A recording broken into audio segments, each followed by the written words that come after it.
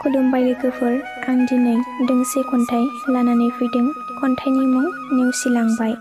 खन्थाइखौ लिरदों सनाबिर बसुमतारी आरो खन्थाइखौ आवरायदों जावलिया सिमां। फैदो बिदिब्ला बिथांनि खन्थाइखौ खोनासंलांदिनि। मानो नेवसिलांखो नों आंखौ सना?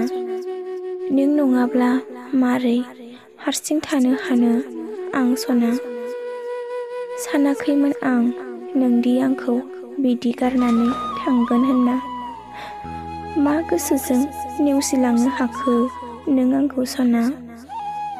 आंदि नोंनि थाखाय बेसेबांबा फाग्ला दिनैबो।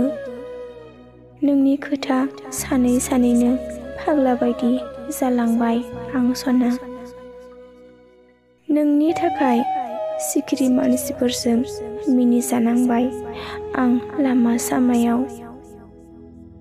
सिमाङावबो सानाखैमोन आं सना, नोंदि आंखौ बिदि थगायलांगोनखौ।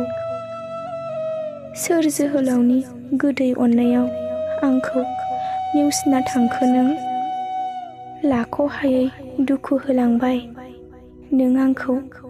दिनै बेसेबांबा गाबबाय बायसै मोदै रुखु रुखु।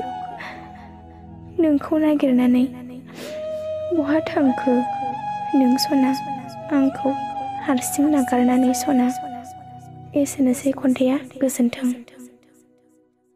भिडिअखौ मोजां मोनदोंब्ला लाइक, शेयार आरो कमेन्ट खालामदो।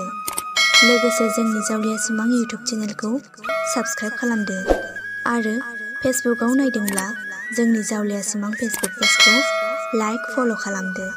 एसेनोसै, गोजोन्थों।